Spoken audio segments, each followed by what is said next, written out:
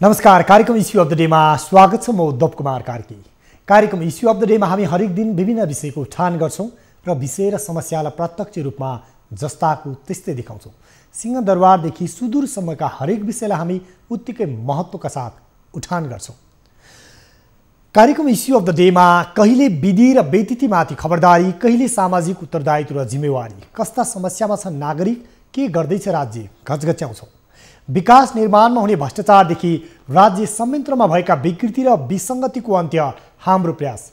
कार्यक्रम issue of the डेमा आज हामी दिन प्रतिदिन कोरोना संक्रमणबाट मृत्यु हुनेको दर बढ्दैछ, संक्रमितको संख्या 81 बढेको छ र यस्तो अवस्थामा के छ सरकारी तयारी र योजना भन्ने विषयमा केन्द्रित हुनेछौँ।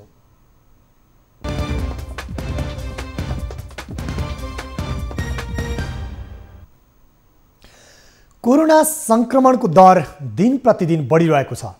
नेपालमा हाल 1,85,974 जना कोरोना संक्रमित देखिएका छन्। त्यस्तै हालसम्म 1,052 जनाको मृत्यु भएको छ। निको हुनेको संख्या पनि 1,48,408 रहेको छ भने सक्रिय संक्रमितको संख्या 37,566 रहेको छ। केही दिन यता कोरोना संक्रमितको संख्या घटेको पनि देखिएको छ, तर वास्तविकता भने कोरोना संक्रमितको संख्या घट्ने भन्दा पनि परीक्षण नै हुन छोडेको छ। सरकारले कोरोना संक्रमितको लागि परीक्षण र उपचार गर्दा शुल्क लिने बताएपछि संक्रमितहरू परीक्षण नै नगरी घरमै बस्न बाध्य भएका छन्। यतिसम्म कि महामारी र प्रकोपमा पैसा होइन, नागरिकलाई बचाउने दायित्व राज्यको हो र राज्यले उपचार गर्नुपर्ने कानुनी दायित्व पनि छ। तर कानुनी दायित्व र अदालतको आदेशको समेत व्यवस्था गर्दै सरकारले संक्रमितको उपचारमा शुल्क लिने निर्णय गर्दै सरकारले कोरोना संक्रमितलाई उपचार भन्दा पनि संक्रमित र मृतकको संख्या गन्ने मात्रै मेरो काम हो भन्ने पारा देखाइरहेको छ। आज हामी कोरोना संक्रमितको मृत्यु दर कस्तो छ र सरकारी तयारी के छ, भर्खरै मात्र कोरोना संक्रमण र संक्रमितको उपचारमा शुल्क लिने सरकारको निर्णय खारेज गर्न सर्वोच्चमा परेको रिट र शुल्क लिनुपर्ने कारण देखाउँदै निःशुल्क उपचार गर्नको लागि सर्वोच्चले स्वास्थ्य मन्त्रालयको नाममा दिएको रिट निवेदनमाथिको आदेशको विषयमा पनि हामी छलफल गर्नेछौँ र रिट दायर गर्ने अधिवक्ताहरूसँग पनि हामी छलफल गर्नेछौँ। र सुरुमा कोरोना संक्रमितको मृत्युदर कस्तो छ, सुरुमा हाम्रा टिभी जर्नलिस्ट प्रदीप दाहालले तयार पार्नु भएको यो रिपोर्ट हेरौँ।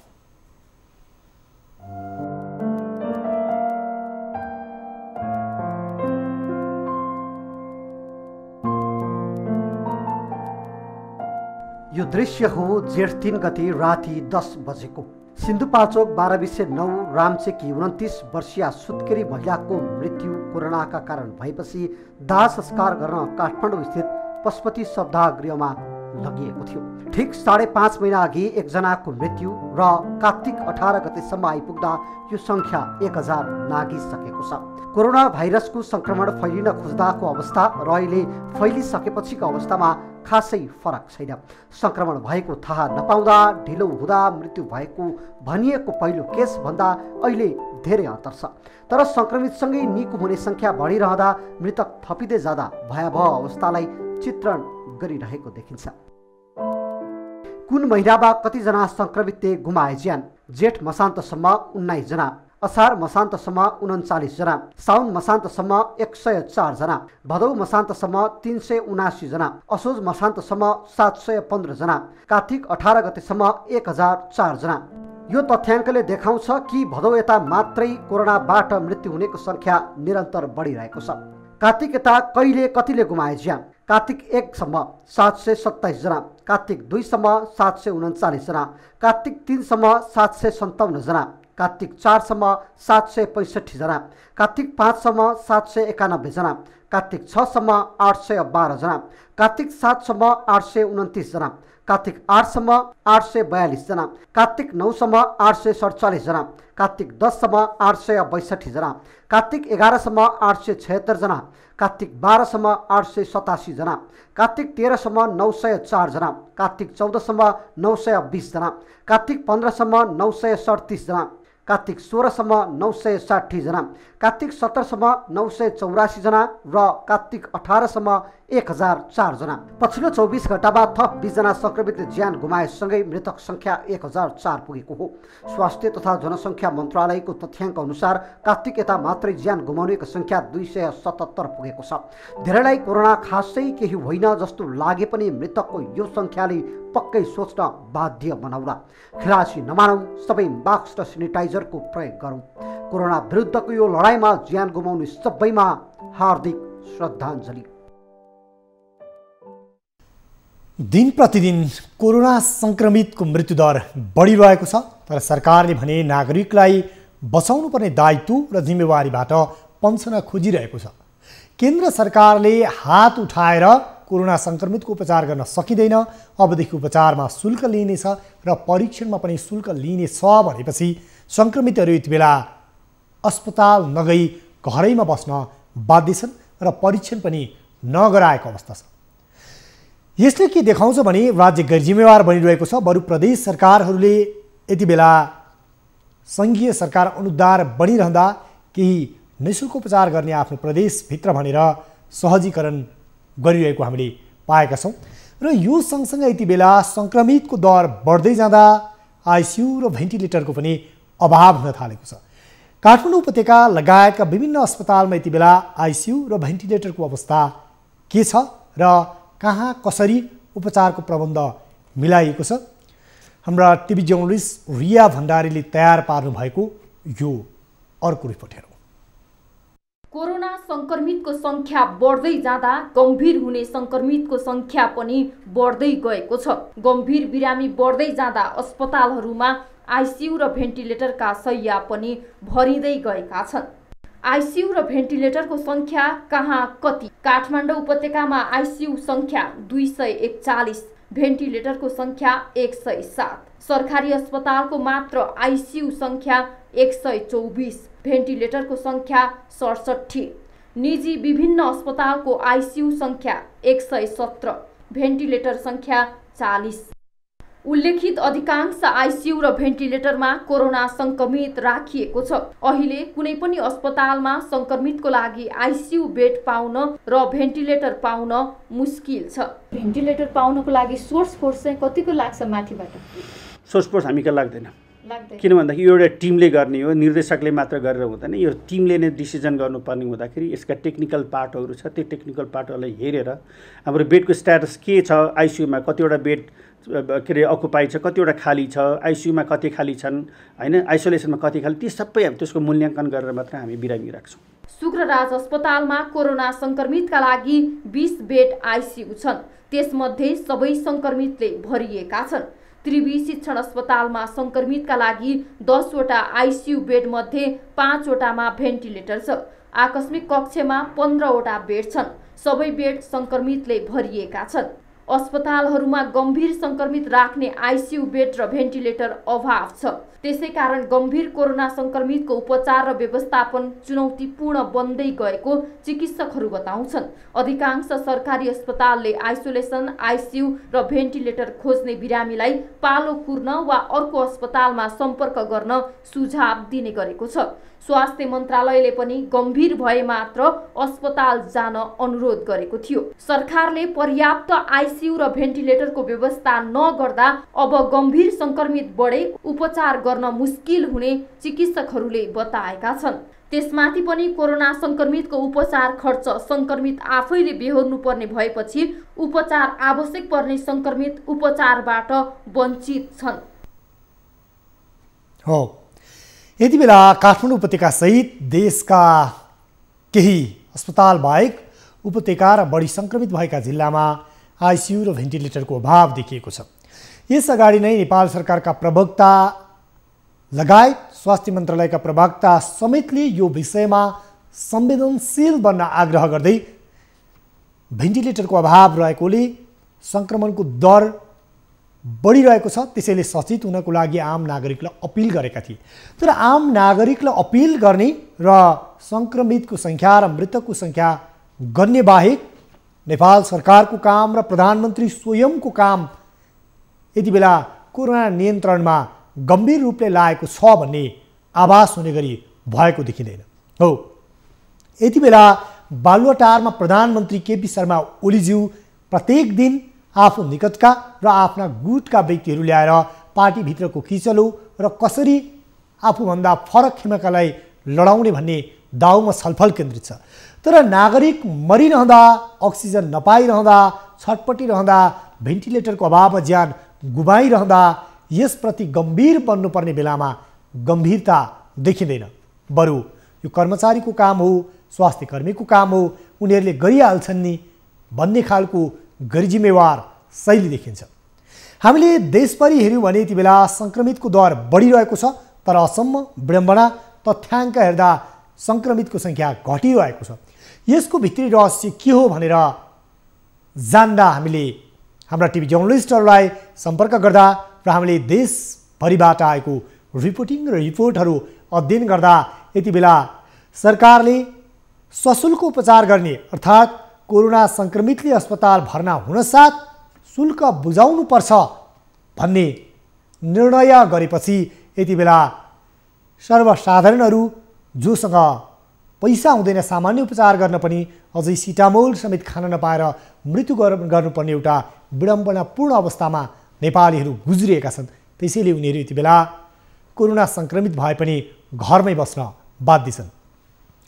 हामी हाम्रा टिभी जर्नलिस्टहरूसँग जोडिने क्रममा पनि छौँ र प्रत्यक्ष रूपमा हाम्रा टिभी जर्नलिस्टहरूले जिल्लामा कसरी त्यहाँ सङ्क्रमणको दर बढिरहेको छ, सङ्क्रमितको सङ्ख्या बढिरहेको छ र कसरी यति बेला सङ्क्रमण नियन्त्रणको लागि काम भइरहेको छ भनेर हामी जोड्ने क्रममा छौँ। यति बेला भने बाँकेबाट हाम्रा टिभी जर्नलिस्ट कृष्ण खनाल हाम्रो प्रत्यक्ष सम्पर्कमा हुनुहुन्छ, उहाँसँग हामी थप कुराकानी गर्नेछौँ। कृष्ण, यति बेला तपाईँ लामो समयदेखि बाँकेबाट रिपोर्टिङ गरिराख्नु भएको छ। यो कोरोना सङ्क्रमणको बेलामा पनि निकै महत्त्वपूर्ण ढङ्गले यहाँले यो रिपोर्टिङहरू गर्दै आउनु भएको छ। यति बेला तपाईँ भेरी अस्पताल अगाडि हुनुहुन्छ। हामीले बाँकेमा कोरोना सङ्क्रमितको अवस्था हेर्दा, मृतकको सङ्ख्या हेर्दा, त्यसै गरी त्यहाँ आइसियु, भेन्टिलेटर र समग्र उपचारको प्रबन्ध हेर्दा के पाउँछौँ, कस्तो छ?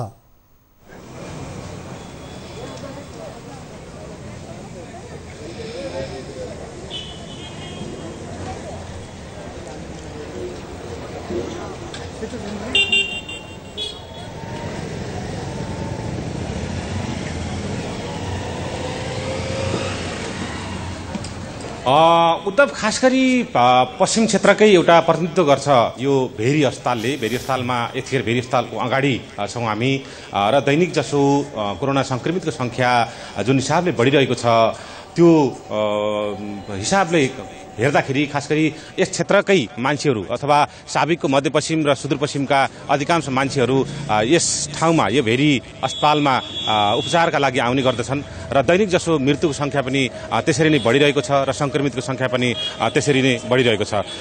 हालसम्म कुल कोरोना भाइरस सङ्क्रमितको सङ्ख्या 3313 पुगेको छ, जसमा हालसम्म बाँकेबाट मात्रै मृत्यु हुनेको सङ्ख्या 13 महिला र 21 पुरुष गरी जम्मा 34 जना को मृत्यु भएको छ तथा बाँके बाहिरबाट आएर उपचार गर्दा गर्दै 23 जना को मृत्यु भएको छ र जम्मा 57 जनाले ज्यान गुमाउन पुगेका छन् यो कोरोना सङ्क्रमणले गर्दा। उद्धव, हामीले बिहिबार बेलुकासम्म मात्रै 300 जना सक्रिय सङ्क्रमित रहेको भन्ने चाहिँ जानकारी पाएका छौँ, किनभने नेपालगञ्जमा यस क्षेत्रमा 3वटा आइसोलेसन सेन्टर राखिएको छ।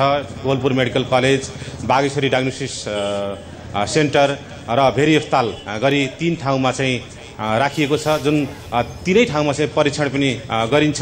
जुन परीक्षणका निम्ति प्राइभेटमा नेपाल सरकारले चाहिँ जुन अहिले शुल्क लागू गरेको छ, त्यसले गर्दाखेरि केही बिरामीहरूको सङ्ख्या प्राइभेटहरूमा चाहिँ कम भएको भन्ने हामीलाई जानकारी प्राप्त भएको छ। त्यसै गरी भेरी अस्पतालमा जुन अहिले बिरामीहरूको चाप बढेको छ, त्यसले गर्दाखेरि यहाँको स्थानीय प्रशासनले, स्थानीय यहाँको तहहरूले 8वटा स्थानीय तह र जिल्ला समन्वय समिति लगायतको बाँके जिल्लाकै इनिसिएसनमा 70 बेडको आइसोलेसन फेरि पुनः थप गर्ने तयारी गरिएको छ। लगभग तयारी अन्तिम चरणमा पुगेको छ भन्ने हामीले जानकारी पाएका छौँ र खास गरी भेरी अस्पतालमा पनि 70 बेड र कोहलपुर मेडिकल कलेजमा पनि 70 बेड राखिएको र आवश्यक परेको खण्डमा चाहिँ अझै पनि 70 बेड चाहिँ एक्स्ट्रा चाहिँ राखिएको भन्ने हामीले जानकारी पाएका छौँ। अहिलेसम्म त्यस्तो कुनै समस्या आइ नपरेको, सुरुवाती दिनमा जसरी समस्या आयो कोभिड नियन्त्रण गर्न अथवा कोभिडलाई व्यवस्थापन गर्न बिस्तारै पछि चाहिँ यसलाई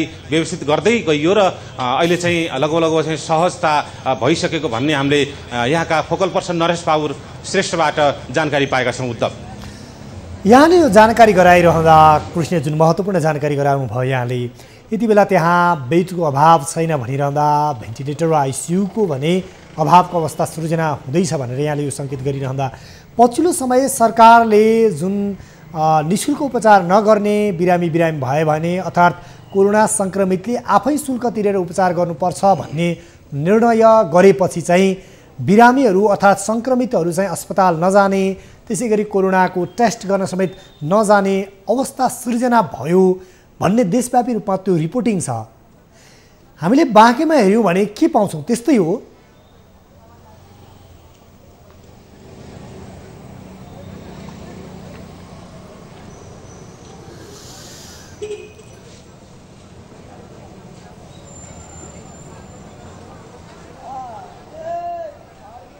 हो, मैले भर्खरै पनि भने यो प्राइभेटमा जुन 2टा प्राइभेट र एउटा सरकारी भेरी अस्पताल सरकारी र कोलपुर मेडिकल कलेज र बागेश्वरी डायग्नोसिस यो 2वटा चाहिँ प्राइभेट संस्था छन् जो पिसिआर टेस्ट हुन्छ र प्राइभेटमा जुन फलो थियो त्यो जुन पहिला चाहिँ मान्छेहरू चाहिँ आउने अलि बढी चाहिँ बिरामीहरू आउने गर्दथे, यो पछिल्लो पटक नेपाल सरकारले जुन शुल्क लिएर मात्रै औषध उपचार गर्ने अथवा पिसिआर टेस्ट गर्ने लगायतका चाहिँ त्यहाँका जति पनि व्यवस्थापन छ सबै चाहिँ शुल्क लिएर गर्ने भनेर भनिसकेपछि अहिले बिरामीहरूको सङ्ख्या त्यो प्राइभेट संस्थाहरूमा घटेको भन्ने हामीले जानकारी पाएका छौँ भने यता भेरी अस्पतालमा भन्ने बढिरहेका छन्। किनभने भेरी अस्पतालमा लक्षणसहितका मान्छेहरू चाहिँ बढेको र प्राइभेटमा चाहिँ घटेको भन्ने हामीले जानकारी पाएका छौँ। उद्धव, यति बेला हामीले केन्द्र सरकारले उपचार नगर्ने अर्थात् शुल्क लिने निर्णय गरेपछि विभिन्न प्रदेशहरूमा निःशुल्क उपचार गरिदिने भनेर प्रदेश सरकारले घोषणा गरेको छ। यहाँको प्रदेशमा विशेष गरी कर्णाली प्रदेशमा हामीले हेऱ्यौँ भने, सुदूरपश्चिम प्रदेशमा हेऱ्यौँ भने त्यहाँ पनि प्रदेश सरकारले उपचारमा सहजीकरण गरिदिने भनेको छ। यो विषयमा चाहिँ त्यहाँ कस्तो खालको टिका टिप्पणी छलफल हुने गरेको छ र त्यहाँको प्रदेश सरकारले चाहिँ यति बेला कोरोना सङ्क्रमितको उपचारको लागि कतिको गम्भीरता देखाएको छ, प्रबन्ध के कस्तो गरेको पाउँछौँ हामी, प्रदेश सरकारको तयारीलाई कसरी लिन सकिन्छ त्यहाँ?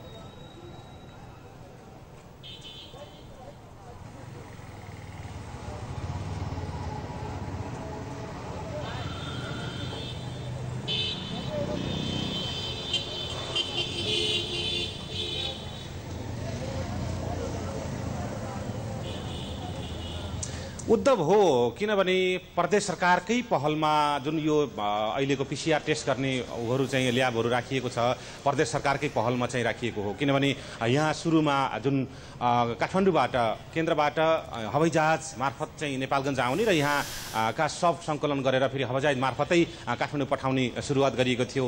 त्यसैमा पनि नेपाल एयरलाइन्सको जहाज दुर्घटना भएका कारणले नेपाल एयरलाइन्सको जहाजले पनि बोक्न सकेन, असमर्थ भयो र त्यसपछि फेरि नेपाली सेनाको जहाजबाट स्काई जहाजबाट काठमाडौँ आउने जाने ल्याउने गरिन्थ्यो। तर पछिल्लो समय जुन प्रदेश सरकारको समन्वय, प्रदेश सरकारको पहलले गर्दा जुन पिसिआर मेसिन राख्न चाहिँ यहाँ सफल भयो, त्यसपछि पुनः फेरि अर्को ठुलो मेसिन जो दैनिक हजारको सङ्ख्यामा पिसिआर टेस्ट गर्न सक्ने मेसिन पनि यहाँ चाहिँ जडान गरियो।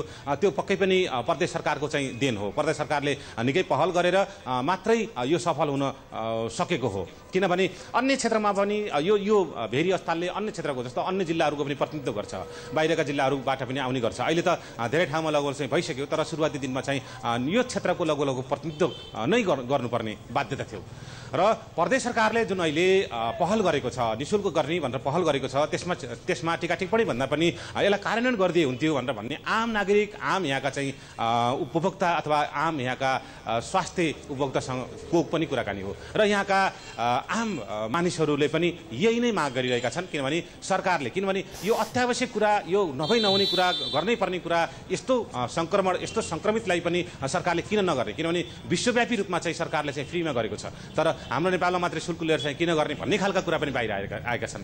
त्यसले गर्दाखेरि पनि पक्कै पनि प्रदेश सरकारले यो पहल नगरेको होइन, पहल गरेको छ। तर बेला बेलामा केन्द्र सरकारले जुन कुरा बदल्छ, बेला बेला चाहिँ जुन नियमहरू लागू गर्छ, त्यसले गर्दाखेरि पनि केही कठिनाइ चाहिँ आइपरेको भन्ने हामीले बुझेका छौँ। उद्धव।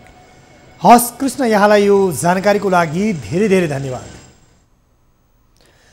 उहाँ हुनुहुन्थ्यो हाम्रा टिभी जर्नलिस्ट बाँकेबाट कृष्ण खनाल र विशेष गरी उहाँले त्यहाँको प्रदेश सरकारले निःशुल्क रूपमा उपचारको प्रबन्ध मिलाएपछि यति बेला त्यहाँ उपचारमा केही सहज त भएको छ। यद्यपि जसरी केन्द्र सरकारले गम्भीरता देखाउनु पर्ने हो र पटक पटक नीति र व्यवहारमा फरक पर्दा सङ्क्रमितहरूले उपचारमा समस्या झेल्नु परेको छ र सङ्क्रमितहरूले सहज ढङ्गले उपचार पाउन नसक्ने अवस्था पनि सृजना भएको छ भनेर उहाँले जानकारी गराउनु भयो। र यति बेला भने हामी तपाईँहरूलाई बर्दियातर्फ लान चाहन्छौँ र बर्दियामा त्यहाँ कोरोना सङ्क्रमितको सङ्ख्या कस्तो छ, सँगसँगै मृतकको सङ्ख्या के छ र त्यहाँ उपचारको लागि आइसियु, भेन्टिलेटर लगायतको प्रबन्ध के छ, जिल्लाभित्रको समग्र अवस्था, यो विषयमा समेटेर हाम्रा टिभी जर्नलिस्ट ज्योति पन्तीले तयार पार्नुभएको यो स्थलगत रिपोर्ट अबको क्रममा।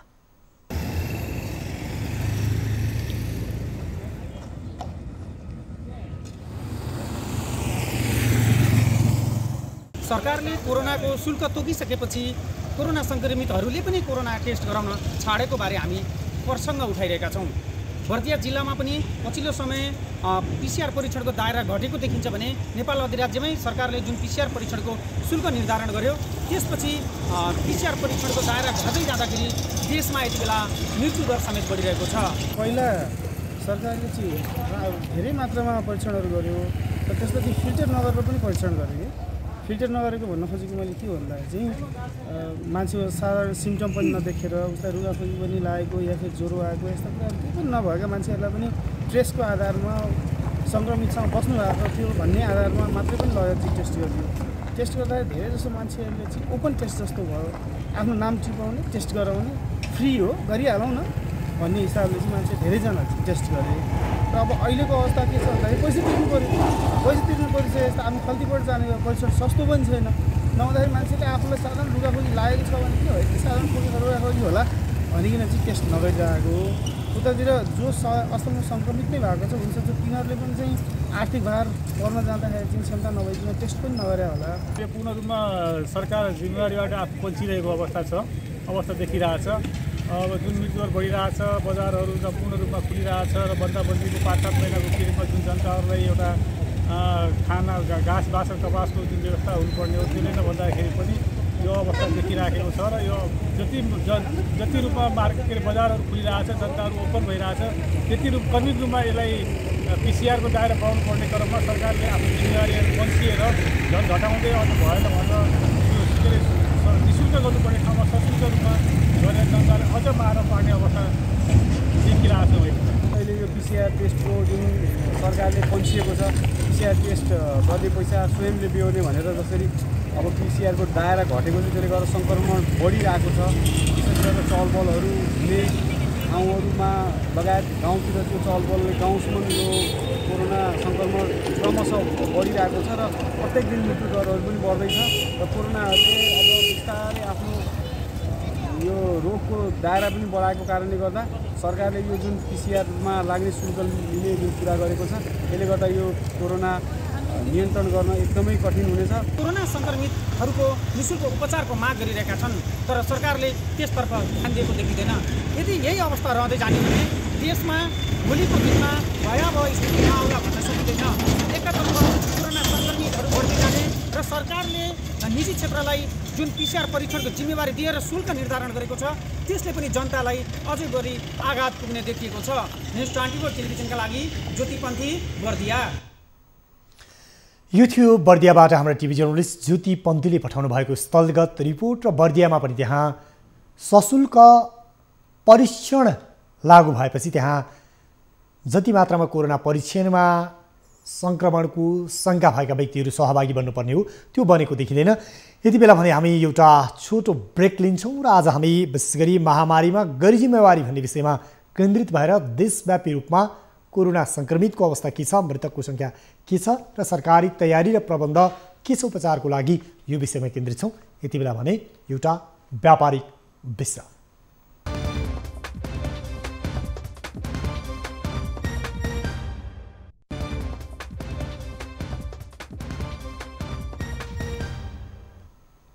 ब्रेकपछि पुनः स्वागत छ। हामी कार्यक्रम इस्यु अफ द डेमा छौँ र कार्यक्रम इस्यु अफ द डेमा आज हामीले विशेष गरी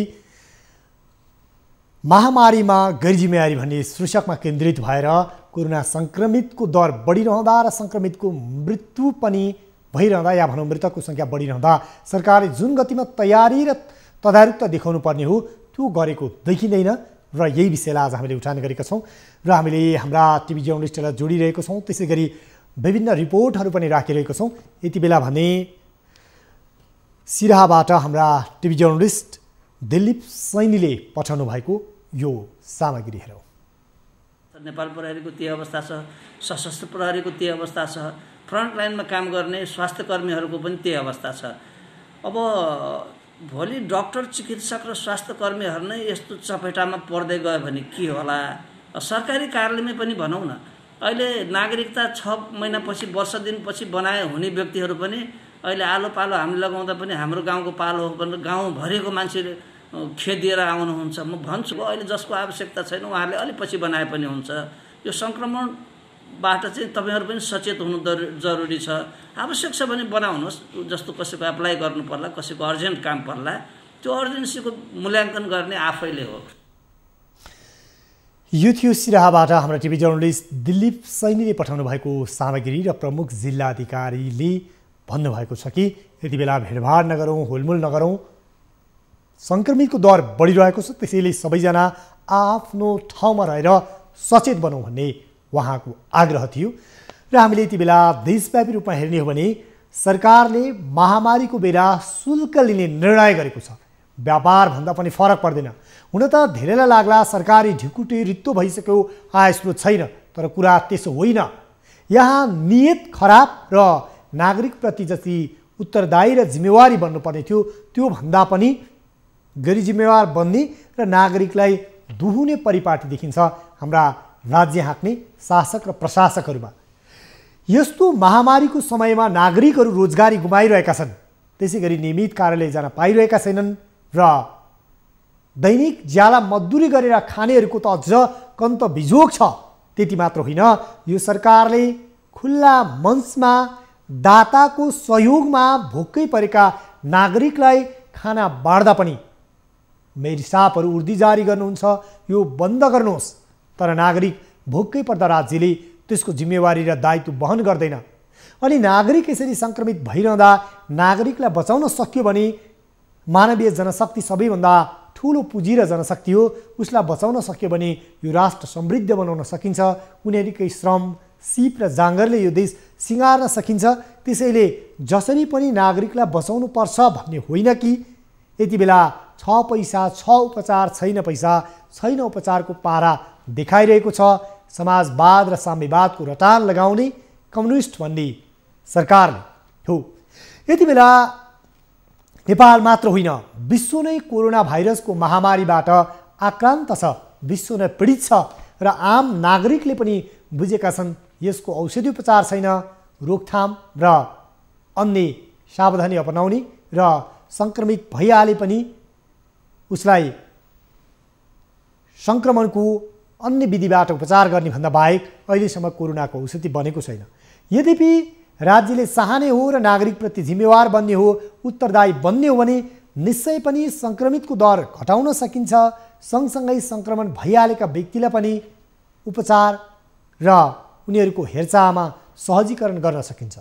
अब त हुँदा PCR परीक्षणमा समेत सरकारले यसरी शुल्क लिने निर्णय गरेपछि क्रमशः परीक्षण गर्नेहरूको सङ्ख्या पनि घट्दै गएको छ र सरकार भनिरहेको छ कोरोना सङ्क्रमण हुनेको दर घट्यो, तर वास्तविकता त्योभन्दा निकै फरक छ र सरकारको यही गलत नियत र गलत निर्णय र आदेशको विरुद्धमा न्यायकर्मीहरू, केही अधिवक्ताहरूले सर्वोच्च अदालतमा रिट दायर गरे र मौजुदा कानुनी व्यवस्था र प्राकृतिक न्यायको सिद्धान्त त्यसैगरी राज्यलाई बचाउनुपर्ने, राज्यले नागरिकलाई बचाउनुपर्ने दायित्वबाट सरकार हाँक्नेहरू विमुख हुन पाइँदैन भन्दै सर्वोच्च अदालतले निःशुल्क रूपमा कोरोना सङ्क्रमितहरूको उपचारको प्रबन्ध र परीक्षणको प्रबन्ध मिलाउन रिट मार्फत आदेश दियो। तर सरकारले त्यसको कार्यान्वयन गरेन र पुनः त्यो कार्यान्वयन गराउनको लागि यति बेला अधिवक्ताहरूले रिट दायर गरेका छन् र सरकारले भनिदियो फैसला पुनरावलोकन गरेर यसलाई हटाउनु पर्यो या भनौँ शुल्क लिनको लागि सहजीकरण गरिदिनु पर्यो। यही भनिरहँदा हामीले विभिन्न प्रदेशमा कोरोना सङ्क्रमितको उपचारको लागि के तयारी गरिएको छ र केन्द्र सरकार अनुदार बनिरहँदा प्रदेश सरकारले नागरिकलाई थोरै भए पनि राहत दिने निर्णय केही जिल्लामा गरेको हामीले पाएका छौँ या भनौँ केही प्रदेशमा यो पाएका छौँ र प्रदेश सरकारहरूले भने निःशुल्क उपचारको लागि सहजीकरण गरिरहेको अवस्था पनि छ। र यति बेला भने हामी कर्णाली प्रदेशतर्फ लाग्दैछौँ र कर्णाली प्रदेशका सामाजिक विकास मन्त्री दीर्घ सोढाडी यति बेला हाम्रो प्रत्यक्ष सम्पर्कमा हुनुहुन्छ र कर्णाली प्रदेशमा त्यहाँ कोरोना सङ्क्रमित र मृतकको दर के छ र उपचारको लागि प्रदेश सरकारले कसरी काम गरिरहेको छ यति बेला भने सामाजिक विकास मन्त्री दीर्घ सोढाडी हाम्रो प्रत्यक्ष सम्पर्कमा हुनुहुन्छ। मन्त्रीज्यू स्वागत छ इस्यु अफ द डेमा यहाँलाई। यति बेला हामीले केन्द्र सरकारको निर्णय त हेऱ्यौँ भने कोरोना सङ्क्रमितको उपचार आफै गर्नु, परीक्षण सशुल्क अर्थात् आफै शुल्क तिरेर गर्नु भनिएको छ। यद्यपि प्रदेश सरकारहरूले केही यहाँले राहतको व्यवस्था भनौँ अथवा निःशुल्क रूपमा उपचार गर्नको लागि पहल गर्नु भएको छ। समग्रमा अहिले कोरोना सङ्क्रमितको दर के छ, मृतकको अवस्था के छ, यहाँको प्रदेशभित्र र उपचारको प्रबन्ध कसरी गर्नु भएको छ जानकारी गराउनुहोस् न। अब यस्तो छ, हाम्रो मृत्यु दुःखद निधन हुनेको 16 जनाको दुःखद निधन भएको छ कर्णाली प्रदेशमा। त्यसपछि करिब 6000 को हाराहारीमा चाहिँ पोजिटिभ केसहरू हाम्रो फाइन्डिङ्स भएका केसहरू छन्। त्यो मध्ये अहिले एक्टिभ रूपमा चाहिँ आइसोलेसनमा रहेका 220 जना आइसोलेसनमा हुनुहुन्छ र 3 जना चाहिँ आइसियुमा हुनुहुन्छ। यस्तो अवस्था छ। अब लोकल ट्रान्समिसन भइसकेको छ, स्थानीय रूपमा चाहिँ तल पनि कोरोना पुगेको अवस्था चाहिँ हो, तर पनि हामीले कन्ट्रोल मेकानिजम निकै प्रयत्न गरेका छौँ। त्यसरी उपचारको प्रयास गर्दाखेरि प्रदेश सरकारको यसअघिकै क्याबिनेटले हामीले डिसिसन गरिसकेका छौँ। उपचार सिम्प्टोमेटिक जुन बिरामीहरू छन्, लक्षणसहितका बिरामीहरू जो अस्पतालमा उपचार गर्नुपर्छ, उहाँहरूको सबै टेस्टिङ पनि फ्री गर्ने, ट्रिटमेन्ट पनि फ्री गर्ने हामी निर्णय गरिसकेका छौँ। फ्री नै गर्छौँ, प्रदेश त्यो चाहिँ घोषणा गरिसकेका योभन्दा अगाडिको कुरा भयो। तर हामीले उपचार पद्धतिका लागि पनि निकै प्रयत्नहरू कर्णालीका 10 जिल्लामा क्रिटिकल केयरका लागि पनि आइसियु भेन्टिलेटर जडान गर्ने कामहरू, मान्छेलाई चाहिँ जनशक्तिलाई तालिम दिएर हटाउने कामहरू गरिसकेका छौँ। र 3वटा कोभिड स्पेसल हस्पिटलमा पनि हामीले चाहिँ फेरि थप सुविधा पनि बढाउँदैछौँ, आइसोलेसन थप्दैछौँ। क्वारेन्टिन चाहिँ हामीले हटाउने निर्णय गऱ्यौँ। अब त्यसको खासै सामग्रिकता अब रहेन भन्ने लाग्यो। होम मान्छेहरू बसेका छन्, त्यस्तै नै हामी अगाडि बढेका छौँ। अहिले विभिन्न जिल्लाहरूमा काठमाडौँ उपत्यकाकै कुरा गर्ने हो भने पनि यहाँ आइसियु भेन्टिलेटरको चाहिँ अभावको अवस्था सृजना भएको पाउँछौँ हामीले। कर्णाली प्रदेशमा चाहिँ के छ यो विषय? अहिलेसम्म हाम्रो चाहिँ त्यस्तो अभाव चाहिँ भएको छैन। हामीसँग 27वटा भेन्टिलेटर छन्, 62वटा आइसियु छन् र हामी जिल्लामा हामीले त्यो राखेका छौँ। र कोभिड स्पेसल हस्पिटल त अलि बढी नै छन्, अझै पनि थप्ने क्रम जारी छ। जहाँसम्म लाग्छ हामीले आइसियु भेन्टिलेटरै नपाएर मान्छेले ज्यान गुमाउनु पर्ने जुन दुःखद अवस्था छ त्यो हुन दिँदैनौँ। त्यसमा प्रदेश सरकार प्रतिबद्ध छ, हामीले यसरी नै व्यवस्थापन गरेका छौँ।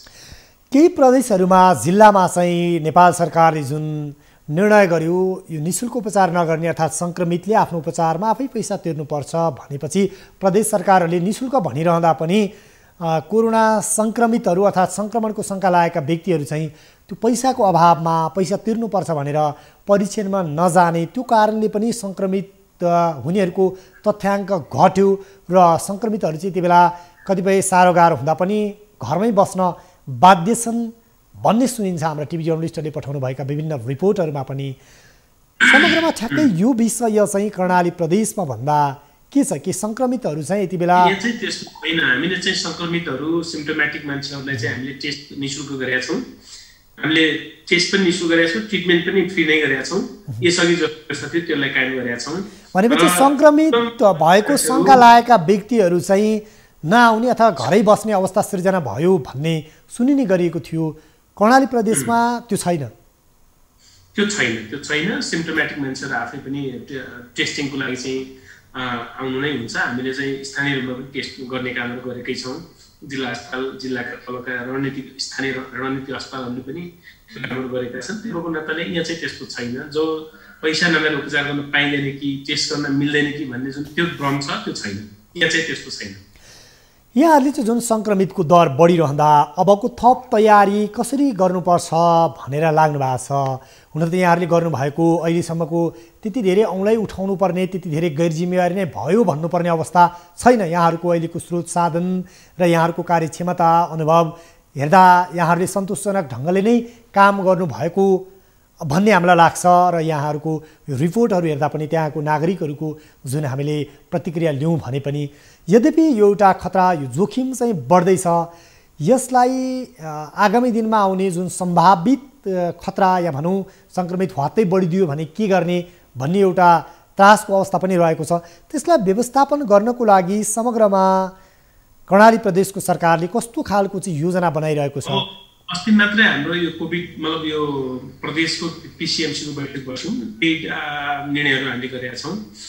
सर्वप्रथम त यो उपचार र टेस्ट चाहिँ फ्री गर्ने कुरा मैले गरिहालेँ। त्यसपछि यो प्लाज्मा थेरापीका कुराहरू छन्, रेडिसन त्यो औषधि दिने कुराहरू छन्। इभन भोलि चाहिँ भ्याक्सिन चाहिँ प्रमाणित भएर आयो, नेपाल सरकारले स्वीकृति दियो भने नै फ्री गरिदिने कुरा पनि हामीले डिसिसन अहिले गरिसकेका छौँ। किनभने त्यो जनताको मनोबल उच्च होस्, किन सरकार अभिभावकको हामीसँग छ भन्ने फिलिङ्स होस् भनेर नै हामीले त्यो गरे हो। त्यसपछि क्वारेन्टाइन हामीले वास्तवमा अब आवश्यक छैन भने हटायौँ। आइसोलेसन थप्दैछौँ। आइसोलेसन पनि तल स्थानीय तहमा पनि 27वटा रणनीतिक अस्पताल जुन तोकेका छौँ त्यहाँ चाहिँ हामीले अक्सिजन सहितको, चिकित्सक सहितको आइसोलेसन बेडहरू राख्ने भन्ने हामीले नीति बनाएका छौँ। त्यो राख्दैछौँ। त्यसपछि जिल्लाका अस्पतालहरू जो साना जिल्ला छन् 25 बेड अनिवार्य गर्ने, ठुला जिल्लामा 50 बेड अनिवार्य गर्ने, जिल्ला अस्पतालका आसपासमा पनि भन्ने नीति हामीले लिएका छौँ। अहिलेसम्म 2100 बेडहरू हामीसँग छन्। अब त्यसले पुग्दैन भने अझै पनि हामी थप्ने क्रममा छौँ। अनि 10 जिल्लाका जिल्ला अस्पतालमा अक्सिजन प्लान्ट चाहिँ जडानको कार्य चाहिँ अब जारी छ। टेन्डर भइसकेको अवस्था चाहिँ छन्, हामी गर्दैछौँ। त्यसपछि आइसियु भेन्टिलेटरहरू 10 जिल्लामा, जहाँ सुर्खेतमा मात्रै केही थियो र कर्णाली स्वास्थ्य विज्ञान प्रतिष्ठानमा थियो, त्यसलाई हामीले बढाएर 10 जिल्लामा चाहिँ पुर्याइसकेका छौँ। होइन, त्यो जडान गरेर हामीले, मैले अघि पनि भने तालिम जनशक्ति पठाइसकेको अवस्था चाहिँ छ। त्यो हामीले त्यो तयारी, त्यतातिर एउटा तयारी चाहिँ ट्रिटमेन्टको पार्टको तयारी गरेका छौँ भने अर्कोतिर जनचेतनाहरू पनि फैलाउने। अब यसरी चाहिँ यो जनस्वास्थ्यका मिनिमम नियमहरू यसरी पालन गर्नुहोस्। अब स्कुलहरू खोल्दैछन्, स्कुल खोल्यो भने कसरी जाने, हामीले चाहिँ इक्जाम कसरी लिने, परीक्षा लिँदाखेरि पनि अब प्रहरीको सुरक्षा मात्र होइन, स्वास्थ्य कर्मीको पनि सुरक्षा सँगसँगै लैजाने, स्वास्थ्य कर्मी र प्रहरीको सुरक्षा बिचमा चाहिँ परीक्षा कसरी दिने व्यवस्था गर्ने, त्यो पनि हामीले निर्णय गरिसकेका छौँ। होइन, अनि स्कुलहरू जुन क्वारेन्टाइनको रूपमा प्रयोग भएका स्कुलहरू थिए त्यसको व्यवस्थापन प्रदेश सरकारले गरिदिने, सहयोग गर्ने भनेर त्यो पनि बजेट हामीले चाहिँ क्याबिनेटमा पठाइसकेको अवस्था चाहिँ छ। यतातिर पनि भने अर्कोतिर जुन आउँदै गरेको चाडबाडले पनि मान्छेहरूमा फेरि अब यो देउसी भैलो खेल्दाखेरि जनताखार पर्ने भयो। त्यो भएको नाताले हामीले निर्णय के गर्यौँ भने दाजुभाइ दिदीबहिनीहरू घरभित्र बसेर टिका लगाउने कुरा रोक्न सकिएन, तर पनि देउसी भैलो खेल्ने टोटली हाम्रो प्रदेशमा रोक्ने निर्णय गरिसक्यौँ। यो वर्ष नखेल्दा केही बिग्रिँदैन। यो वर्ष हामी चाहिँ सबै ठिक भयौँ भने अर्को वर्ष खेल्ने बेला आउँदैछ, त्यो भएको आउँछ, एक दिन हामी खेल्न पाइहाल्छौँ। त्यो भएको नाताले सबभन्दा बाँड्नु नागरिकको जीवन रक्षा सबभन्दा ठुलो कुरा हो भनेर हामीले यो देउसी भैलो लगायतका चाडपर्वका जुन मान्छेहरू जम्मा आउने जुन हुन्छ यो सबै बन्द गरिसकेका छौँ, निर्णय गरिसक्यौँ। मन्त्रीज्यू, अर्को विषय चाहिँ अन्तिममा यहाँले हामीलाई जानकारी गराउनुहोस् न। यति बेला हुन त प्रदेश सरकारले काम गरेन भन्दा आलोचना पनि हुने गरेको थियो। प्रदेश सरकारको भूमिका खासै रहेन, स्थानीय र केन्द्र सरकार भए पुग्छ भन्ने गुनासो पनि सुनिन्थ्यो केही अगाडि। तर यो कोभिडको सन्दर्भमा चाहिँ प्रदेश सरकारले गरेको कामलाई चाहिँ सराहना गर्नै पर्ने अवस्था छ। तर यहाँहरूले अहिले अलिकति समन्वयमा चाहिँ त्यति राम्रो भएन, अर्थात् अलिकति के जटिलता भयो भन्ने गुनासो पनि सुनिन्छ। केन्द्र सरकार र स्थानीय सरकारसँग यो कोभिड नियन्त्रणको सन्दर्भमा कसरी समन्वय गरेर काम गरिराख्नु भएको छ नि? कतिको सहज असहज के छ? स्थानीय सरकारसँग पनि हामीले उचित समन्वय गरेका छौँ, आवश्यक समन्वय गरेका छौँ। जस्तै पहिला क्वारेन्टाइन राहतका कुरादेखि लिएर ट्रिटमेन्ट ट्रेसिङका कुरादेखि लिएर हामी चाहिँ आवश्यक समन्वय गरेका छौँ। त्यसरी नेपाल सरकारसँग त झन् समन्वय हुँदै नै भयो। हाम्रो स्वास्थ्य मन्त्रीसँग 15 दिन सक्यो, हप्ता नभए 15 दिनको नियमित स्वास्थ्य मन्त्रीज्यूसँग हामी सामाजिक विकास मन्त्रीहरूको चाहिँ हाम्रो हुन्छ, बैठक हुन्छ, जुम मिटिङ हुन्छ। त्यसले पनि हामी अपडेटेड छौँ। नेपाल सरकार स्वास्थ्य मन्त्रालयसँग हामी चाहिँ रेगुलर कोअर्डिनेसनमै छौँ, त्यस्तो समन्वय नभएको होइन। हाम्रो प्रदेशको कुरा गर्नु भने हामी उचित समन्वय नै गरेका छौँ, तल र माथि त्यस्तो चाहिँ समन्वयको अभाव छैन। र तपाईँले उठाउनु भयो जस्तो कुरा कोरोनाको कुरा मात्र होइन, स्वास्थ्य सेवा स्वास्थ्य सिस्टमलाई स्ट्रेन्थनिङ गर्ने कुरामा चाहिँ प्रदेश सरकारले हामीले निकै महत्त्वपूर्ण काम गरेको छ भन्ने मलाई लाग्छ। चाहिँ यहाँका नागरिकहरूले भन्ने कुरा भए, यहाँका मिडियाले पनि भन्नुभएको छ, तपाईँहरू जस्तै मिडियाका साथीहरूले प्रशंसै गर्नुभएको छ, काम नगर्दा प्रशंसा गर्ने ठाउँ पनि रहन्थेन होला, आलोचनै खेल्नु पर्थ्यो होला। जति सक्थ्यौँ हामी त्यो गरेका छौँ होइन। अब म्याक्सिमम प्रयास गरेका छौँ, तर म्याक्सिमम काम त हुन नसकेको होला, तर म्याक्सिमम प्रयत्न चाहिँ जारी छ। कोभिड नियन्त्रणदेखि लिएर अन्य स्वास्थ्य सेवालाई सुधार गर्ने कामहरूमा पनि, स्वास्थ्यका संरचना सुधार गर्ने कुराहरूमा पनि, स्वास्थ्यको जनशक्ति व्यवस्थापन गर्ने कुराहरूमा पनि हामीले निकै चाहिँ उचित कामहरू गर्यौँ जस्तो हामीलाई लाग्छ। हस्, यहाँलाई यो समय र संवादको लागि मन्त्रीज्यू धेरै धेरै धन्यवाद। तपाईँलाई पनि धन्यवाद। हस्, उहाँ हुनुहुन्थ्यो दीर्घ सोडारी सामाजिक विकास मन्त्री कर्णाली प्रदेशका हुनुहुन्थ्यो र कर्णाली प्रदेशमा समग्रमा भन्दा यति बेला भेन्टिलेटर र आइसियुको अभाव छैन र थप संरचना बनाउन र हरेक जिल्लामा ठुला जिल्लामा या भनौँ सघन रूपमा त्यहाँ जनघनत्व भएका जिल्लामा 50 बेड र अन्य जिल्लामा पनि कम्तीमा 25 बेडको त्यहाँ आइसियु सहितको स्वास्थ्य संरचना बनाउने तयारी गरिएको छ भनेर उहाँले जानकारी गराउनु भएको थियो। यति बेला भने हामी मोरङतर्फ लाग्दैछौँ र मोरङबाट हाम्रा टिभी जर्नलिस्ट तारा आचार्यले पठाउनु भएको मोरङमा के छ कोरोना सङ्क्रमितको अवस्था र उपचारको व्यवस्था, त्यस विषयमा तयार पारेको यो अर्को स्थलगत रिपोर्ट हेरौँ।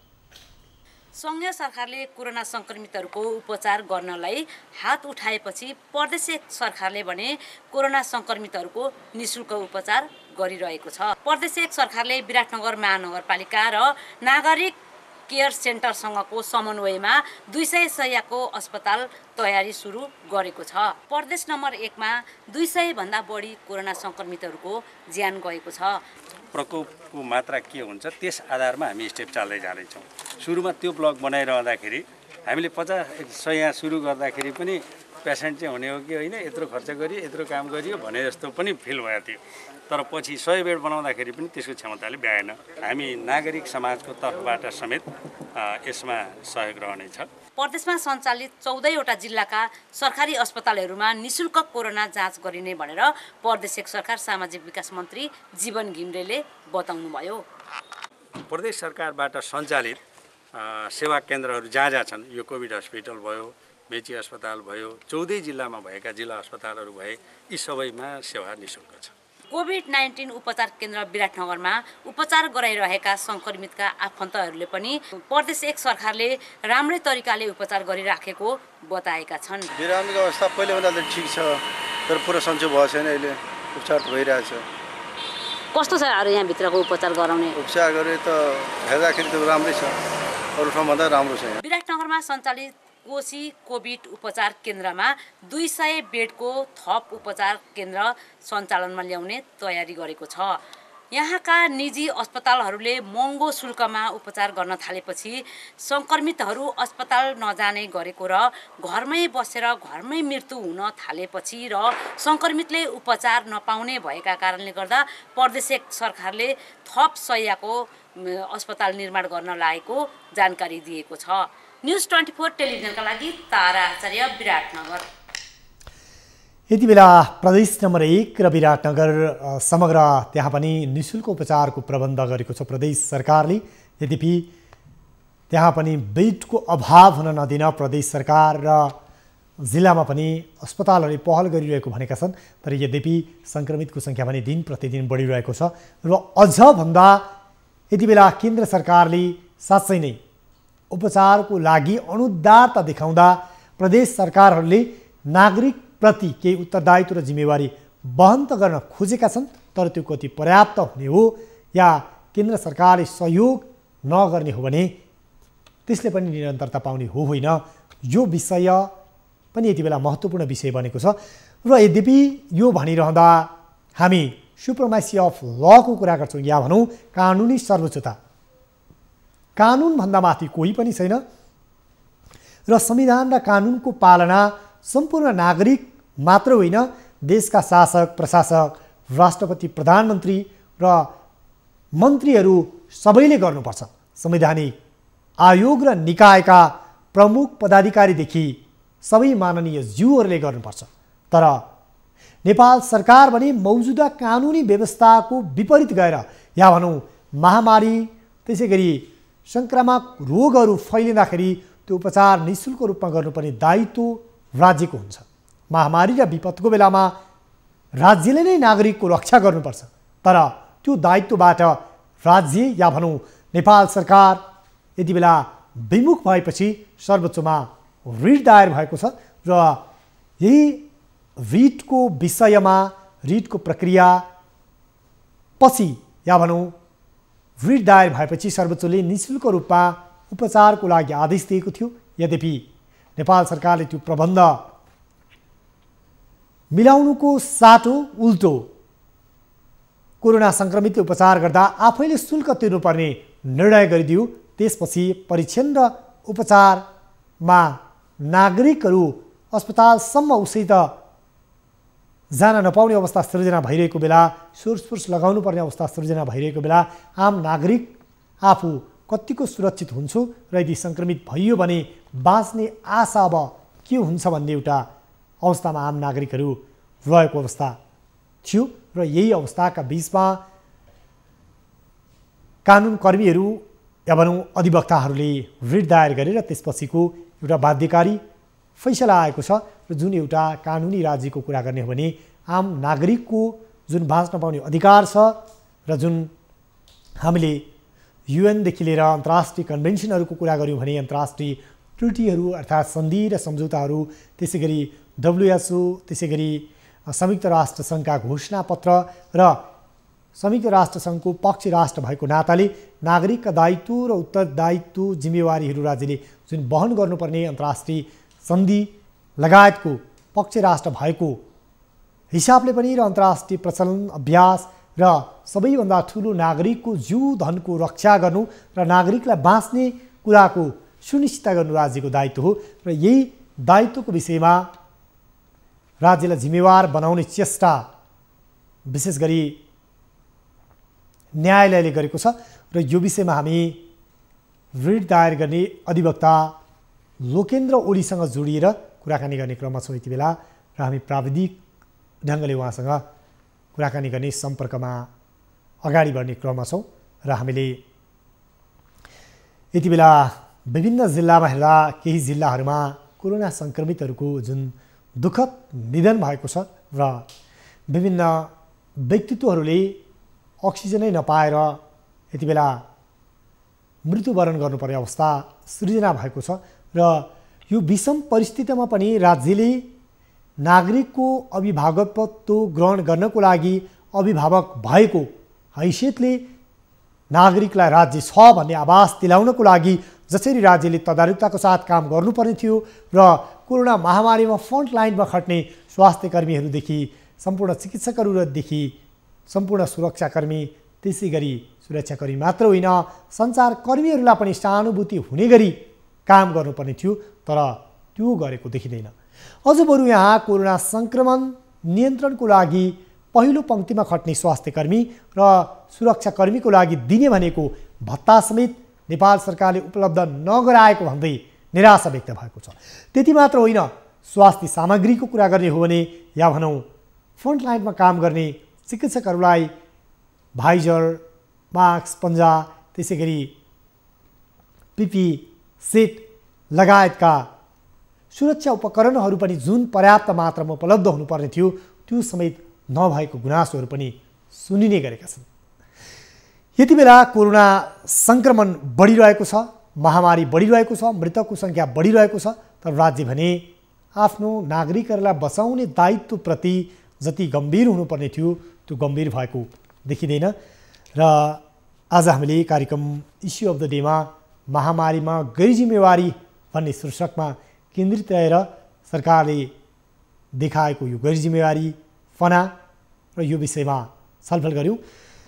र यति बेला हामी अधिवक्ता लोकेन्द्र ओली जसले थुप्रै रिटहरू दायर गर्नुभएको छ पछिल्लो समय र उहाँले जुन कानुन विपरीत जनप्रतिनिधिहरूले तलब भत्ता बुझ्ने संविधान विपरीत कानुन बनाएका थिए त्यसलाई खारेज गराउनेदेखि यति बेला नागरिकहरूको उपचारमा राज्यले जुन गैरजिम्मेवारी देखाइरहेको छ कोरोना भाइरस र यो सङ्क्रमणको बीचमा, यस विषयमा पनि रिट दायर गर्नुभएको थियो र यति बेला यही रिटमाथि सर्वोच्च अदालतले रिटको सुनवाई गर्दै नागरिकलाई उपचार गर्ने महामारीमा राज्यको दायित्व हो, त्यसैले शुल्क लिने होइन, निःशुल्क रूपमा कोरोनाको परीक्षण या भनौँ PCR परीक्षण पनि निःशुल्क गरिदिनुपर्छ र उपचारको प्रबन्ध पनि निःशुल्क मिलाउनुपर्छ भनेर आदेश दिएका थिए र आम नागरिकको जीवन रक्षाको लागि कानुनी अधिकार र न्यायिक अधिकारको जुन वकालत गर्ने न्यायकर्मीहरू अधिवक्ताहरूलाई हामी धन्यवाद दिन चाहन्छौँ र हामी न्यायालयप्रति पनि कृतज्ञ हुन चाहन्छौँ आम नागरिक। र न्यायालयको कुरा गर्ने हो भने हामीले शक्ति पृथकीकरण सन्तुलनको सिद्धान्तको कुरा गर्ने हो भने पनि हामीले यति बेला जुन कार्यपालिका या भनौँ विधायिकाले कानुन बनाउँछ त्यो कार्यपालिका या भनौँ सरकारले लागू गर्छ र त्यो विषयमा यति बेला रिट दायर गर्दै नागरिकको अधिकारहरूको रक्षा गर्न कानुनकर्मीहरूले भूमिका खेलेका छन् र यति बेला हामीसँग अधिवक्ता लोकेन्द्र ओली हाम्रो प्रत्यक्ष सम्पर्कमा आउनुभएको छ, टेलिफोन सम्पर्कमा हुनुहुन्छ यति बेला अधिवक्ता लोकेन्द्र ओली, उहाँसँग हामी कुराकानी गर्नेछौँ। लोकेन्द्रजी, यहाँलाई स्वागत छ इस्यु अफ द डेमा। धन्यवाद। यहाँले धेरै ठाउँमा अथवा थुप्रै रिटहरूको एउटा सकारात्मक भूमिका खेल्नुभयो। मैले अघि नै पृष्ठभूमिमा पनि भने यहाँले जुन जनप्रतिनिधिहरूले गैर कानुनी ढङ्गले तलब भत्ता लिनेदेखि अहिले कोरोना सङ्क्रमितहरूको उपचारमा राज्यले देखाएको जुन उदासीनता छ यस विरुद्ध पनि रिट दायर गर्नुभएको छ यहाँहरूले। यो अलिकति रिटकै विषयमा जाउँ न, यो रिटको प्रकृति के हो, के भनेर यहाँहरूले रिट दायर गर्नुभएको थियो? यो पछिल्लो समयमा कोभिड-19बाट जसरी मान्छेहरू सङ्क्रमित भए, यो कोभिड-19 भन्ने सरुवा रोग हो, एक व्यक्तिबाट अर्को व्यक्तिमा लाग्ने, र यो सरुवा रोगको उपचार निःशुल्क हुन्छ भन्ने कुरा यो मौलिक हकमा ग्यारेन्टी गरिएको छ। संविधानले स्वास्थ्य सम्बन्धी हकको व्यवस्था गरेको र त्यो हकलाई कार्यान्वयन गर्नका लागि जनस्वास्थ्य सेवा ऐन 2075 सालमा जारी भयो र त्यो ऐनले चाहिँ सरुवा रोगको उपचार निःशुल्क गर्नुपर्छ भनेर त्यहाँ गरियो। त्यस पछाडि कोभिड-19को उपचार क्रममा सरकारले जसरी शुल्क निर्धारण गर्यो, खास गरी यसको उपचार भनेको अहिले PCR परीक्षण भन्ने छ र कोही व्यक्तिहरू अलिक गम्भीर बिरामी भयो भने त्यसमा अक्सिजनको मात्रा दिने त्यो एउटा पाटो भयो र यो सरकारले कोभिड-19को PCR परीक्षणका लागि शुल्क निर्धारण गरिसके पछाडि यो सरुवा रोग हो र यसबाट आम मान्छेहरूले चाहिँ निःशुल्क सुविधा पाउनुपर्छ भनेर हामीले चाहिँ रिट दायर गऱ्यौँ, अधिवक्ता केशर जन्तेसी र मैले। त्यसको सुनवाई गर्दै हामीले रिट दायर गरेको करिब 17 दिन पछि सर्वोच्चबाट परमादेश जारी भयो। यो सबै सेवा कोभिड-19सँग जोडिएका सम्पूर्ण सेवाहरू निःशुल्क गर भनेर सरकारका नाममा परमादेश जारी गर्यो। त्यस पछाडि त्यही पनि सरकारले अहिले कोभिड-19सँग भएका उपचारहरू पैसा लिएर गरिराखेका छ। हामी रिटसम्म जाने प्रक्रिया चाहिँ यही हो उद्धवजी। यहाँहरूले जसरी यो निःशुल्क रूपमा चाहिँ उपचार पाउने एउटा फन्डामेन्टल अर्थात् मौलिक अधिकारभित्र पर्छ त्यो कुरालाई लिएर रिट दायर गर्नुभयो र यो रिटमाथि परामर्श अर्थात् सरकारलाई तिम्रो जिम्मेवारी हो र तिमीले गर्नुपर्छ यो काम भनेर जसरी न्यायालयले आदेश दियो, यो आदेशको कार्यान्वयन हुनुको साटो उल्टो शुल्क लिने सरकारले निर्णय गरेपछि यहाँहरूले फेरि फैसला कार्यान्वयनको लागि अगाडि बढ्नु भएको छ र हिजो मात्रै स्वास्थ्य मन्त्रालय र स्वास्थ्य मन्त्रीको नाममा पनि कारण देखाउ आदेश जारी भएको छ। अब यो विषयलाई कसरी कार्यान्वयनमा लान सकिन्छ, कसरी यो हकको सुनिश्चितता दिलाउन सकिन्छ, यो विषयमा पनि जानकारी गराउनुहोस् न। यो मौलिक हक हो नि यस्तो हक हो जहाँ तपाईँको संविधान र कानुनले ग्यारेन्टी गरिसके पछाडि कुनै पनि नागरिकले मैले हक प्राप्त गरेन है, मलाई अधिकार देऊ भनेर अदालतसम्म सामान्यतया जानु नपर्ने हो। तर हामी गएर फेरि अदालतले नै ल है नागरिकको उपचार निःशुल्क रूपमा गर भनेर आदेश दिइसके पछाडि पनि त्यो आदेशको अवज्ञा सरकारले गर्यो। सरकारले खास गरेर हार्दिकतापूर्वक त्यो आदेशलाई स्वागत गरेर कार्यान्वयन गर्नुपर्ने ठाउँमा उल्टो दिशातिर सरकार गयो। सरकार खास गरेर विधिको शासन र कानुनको शासन अदालतको अवहेलनातिर गएको देखिन्छ। त्यसले गर्दाखेरि सरकारले कार्यान्वयन गर्नुभन्दा अरू उसँग कुनै पनि विकल्पहरू छैनन्। हामी पनि त्यो कल्पना गर्दैनौँ कि सरकारले कार्यान्वयन गर्दैन, तर पनि सरकारका यी 1 महिनाको अवधिको यो काम हेर्दाखेरि सरकारले एकदमै अदालतको आदेशको गम्भीर उल्लङ्घन गरेको छ र कार्यान्वयन गर्ने एउटा पाटो छ, कार्यान्वयन नगरेको हुनाले हामीहरूले चाहिँ खास गरेर उसको विभागीय मन्त्रीलाई विपक्ष बनाएर हामीहरू चाहिँ अदालतको अवहेलनामा उनीहरू विरुद्ध चाहिँ गएका थियौँ र हिजो मात्रै मन्त्रीलाई चाहिँ 7 दिनभित्रमा तिमीले कार्यान्वयन गरेनछौ, तिमीलाई चाहिँ अदालतको अवहेलनामा किन कारवाही नगर्ने त, अब तिमीसँग यो अदालतको अवहेलना नगरेको र तिमीले कानुनको त्यो रिटको अथवा परमादेशको पालना गरेको तिमीले प्रमाण लिएर 7 दिनभित्रमा आउनु भनेर फेरि अदालतबाट आदेश भएको छ। अब यसको प्रक्रिया 8-10 दिनभित्र, 15 दिन, 20 दिनभित्रमा चाहिँ टुङ्गिन्छ। त्यो भनेको चाहिँ सिधा अर्थमा चाहिँ अदालतले परमादेश जारी गरेको र मन्त्रालयले त्यसको उल्लङ्घन गरेको हुनाले यसको एकमात्र विकल्प भनेको अब लोकेन्द्रजी यो फैसला पुनर्विवेचनको लागि सरकारले गरेको अपिल पनि त्यही भन्छ फेरि यो सुप्रिम कोर्टले खारेज गरिदिएको छ। अदालतले दिएका आदेशको अवज्ञा गर्न कसैलाई पनि छुट छैन है। त्यसले गर्दाखेरि त्यसो भए कि लोकेन्द्रजी अब यो चाहिँ सरकारले शुल्क निर्धारण गरेको छ या भनौँ 1 वर्षसम्म कैद र 10,000 रुपियाँसम्म जरिमाना गर्ने भनेर हामीहरूले चाहिँ निवेदन दिएका थियौँ। त्यसमा हिजो सुनवाई पनि भएको छ। यसमा चाहिँ अब मन्त्रीले कस्तो खालको जवाब दिनुहुन्छ त्यसमा अगाडिको प्रक्रिया भर पर्छ। भनेपछि अब निःशुल्क रूपमा कोरोना संक्रमितको उपचार र परीक्षण गर्न सरकारलाई एउटा बाध्यात्मक अवस्था सिर्जना हुन्छ, यो फैसलाको कार्यान्वयन हुन्छ भनेर हामी आम दर्शकहरूलाई भन्न सक्छौँ हो। हेर्नुहोस्, यो असोजको 15 गते जुन दिन परमादेश जारी भयो त्यही दिनदेखि नै बाध्यकारी हो।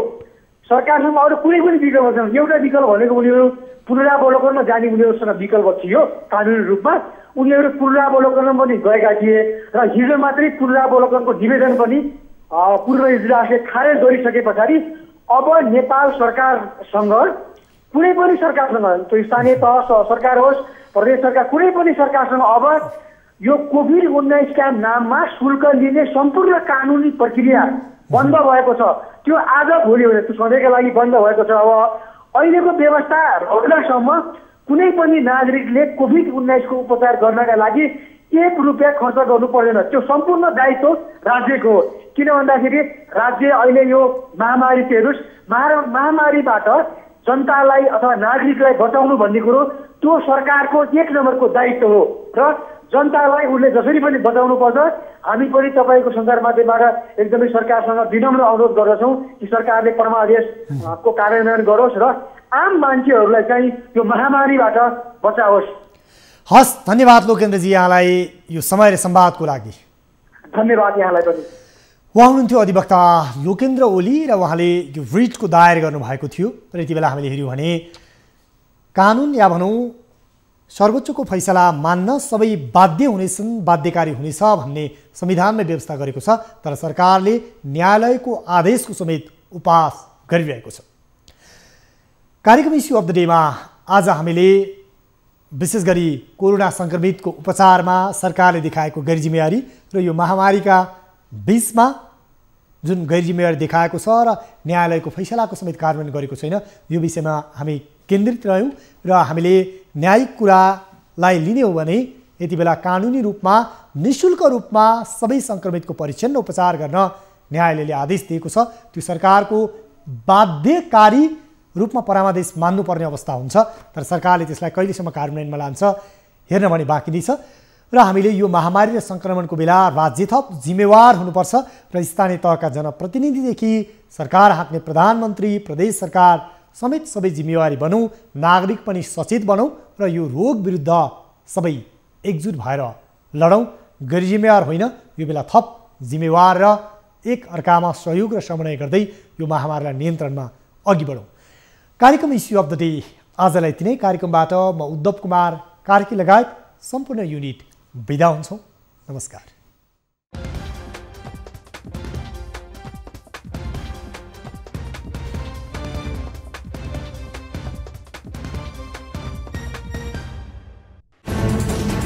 कोरोनाले सृजना गरेको सङ्कटमा पल पलका न्युज अपडेट र हर क्षेत्रको कभरेजका लागि न्युज 24 नेपाल युट्युब च्यानललाई सब्स्क्राइब गर्नुहोला।